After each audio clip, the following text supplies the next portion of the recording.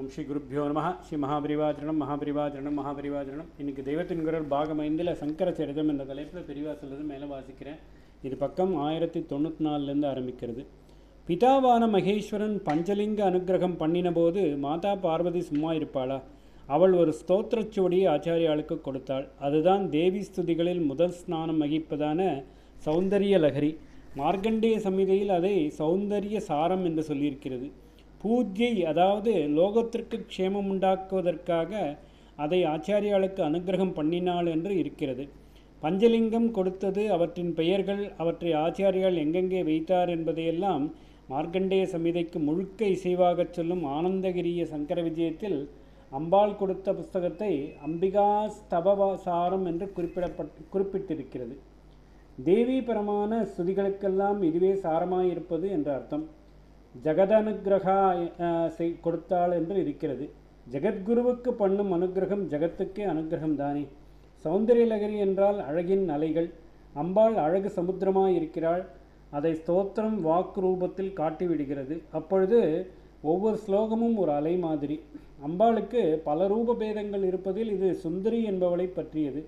அவள் தசமகா வித்யா என்ற பத்தில் சுந்தரி வித்யாவுக்கு தேவதையாக இருப்பவள். ஸ்ரீவித்யா என்பது அதைத்தான். திரிபுரசுந்தரி என்பது அந்த சுந்தரிதான். 3 லோகத்திலேயும் சிறந்த அழகி திரிபுரசுந்தரி. ஸ்தூல சூக்ஷ்ம காரணம் என்ற முப்புறங்களுக்குள்ளே ஞானமாகவும் காருண்யமாகவும் இருக்கும் பிரம்மதத்துவம்தான் இப்படி அழகஸ்வரூபமான தாயாக ஆகி திரிபுரசுந்தரி என்ற பெயரில் விளங்குவது. லலிதாம்பாள் என்று சொல்வது அவளைத்தான். சந்திரமௌலீஸ்வர லிங்கத்தின் சக்தியாக ஸ்ரீசக்கர ரூபத்தில் பூஜை பண்ணுவது திரிபுரசுந்தரிக்கு தான். ஏனென்றால் அவர் மாதிரியே அவளுக்கும் பூர்ணச்சந்திர சம்பந்தம் நிறைய உண்டு. அவருடைய சிரசில் பூர்ணச்சந்திரன் இருக்கிறதென்றால் இவள் வாசம் பண்ணுவதே பூர்ணச்சந்திர மத்தியில்தான். சந்திரமண்டல மத்தியகா என்று சகசிரநாமத்தில் சொல்லியிருக்கிறது. அவளுக்கு விசேஷமான திதியும் பூர்ணிமை. சாதனானந்தத்தில் சாதனை முடிவில் அவளே நம்முடைய சிரஸ்வச்சியில் பூர்ணச்சந்திரனாக அமிர்தத்தை கொட்டுவாள். திவ்ய தம்பதி ஜிலுஜிலுவென்று அழகாக அமிர்த கிரணங்களை கொட்டி கொண்டிருக்கும் சந்திர சம்பந்தத்துடன் லோகத்தின் தாபத்தை எல்லாம் போக்கி ஆனந்தம் கொடுப்பதற்காக சந்திரமௌலியாகவும் திரிபுரசுந்தரியாகவும் இருக்கிறார்கள். அவள் சிரசில் சந்திரகலை உண்டு. சாரு சந்திர கலாதரா என்ற சகசிரநாமத்தில் வருகிறது. மகா திரிபுரசுந்தரி, சந்திரமண்டல மத்தியகா, சாருச்சந்திர கலாதரா என்ற நாமாக்கள் கிட்டவே வந்துவிடுகின்றன. சௌந்தரியலகரி ஆச்சாரியாலே பண்ணினது என்றுதான் பிரசித்தமாயிருக்கிறது. ஏற்கனவே கைலாசத்தில் இருந்தது. அம்பாள் கொடுத்தாள் என்றால் ஆச்சாரியால் அதை பண்ணவில்லையா? பிரச்சாரம் மட்டும்தான் பண்ணினாரா என்று கேட்டால் இதற்கு ஒரு கதை பதில் சொல்கிறது. இந்த கதை சங்கர விஜயம் எதிலும் இல்லாவிட்டாலும் கர்ண பரம்பரையாக வந்திருக்கிறது. சிஸ்டர்களும் மதிப்பு கொடுத்து ஏற்றுக்கொண்டிருக்கிறார்கள். என்ன கதை என்றால், 3 காலமும் பில்வார்ச்சனை பண்ணி லோகக்ஷேமத்தை உண்டாக்கு என்று சொல்லி சுவாமி பஞ்சலிங்கங்களை கொடுத்தார். அம்பாளும் லோகக்ஷேமத்திற்காக பிரச்சாரம் பண்ணச் சொல்லி ஸ்தோத்திரச்சுவடியை கொடுத்தாள். ஆச்சாரியால் அவர்களை நமஸ்காரம் பண்ணிவிட்டு திரும்பினார். கைலாசத்தின் வாசலில் இருந்த நந்திகேஸ்வரருக்கு மகாமந்திர சாஸ்திரமாக இருந்த அந்த ஸ்தோத்திரம் கைலாசத்தை விட்டு போவதா என்று இருந்தது. அவர் அப்பப்போ ரொம்பவும் ரோஷமாக காரியம் பண்ணிவிடுவார். அதனால் யார் என்ன என்று பார்க்காமல் ஆச்சாரியாளின் கையில் இருந்த சுவடியை பறித்தார். எல்லா ஓலையும் அவர் கைக்கு போகவில்லை. ஒரு பாகம் ஆச்சாரியால் கையிலே இருந்தது.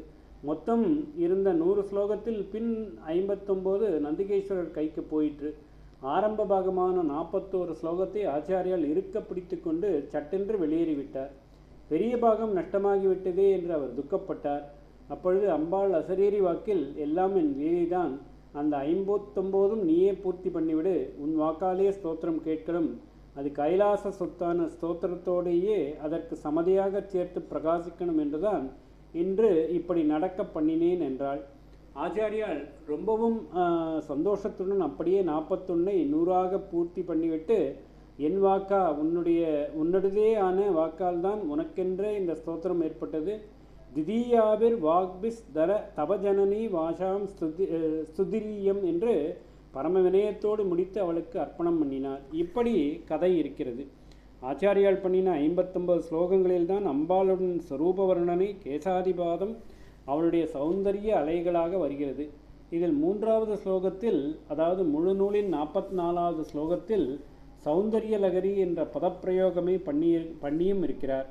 அதனால் மொத்த நூலையும் அந்த பெயரில் சொன்னாலும் முதல் 41 ஆனந்த லகரி என்றும் பின் 59 மட்டுமே சௌந்தரிய லகரம் என்று குறிப்பிடப்படுகின்றன. முதல் பாகத்தில் 8வது ஸ்லோகத்தில் ஆனந்த லகரி என்று சிதானந்த லகரியும் என்று வருகிறது. ஓம் ஸ்ரீ குருப்யோ நமः. ஸ்ரீ மகாபரிவாஜனம் மகாபரிவாஜனம் மகாபரிவாஜனம்.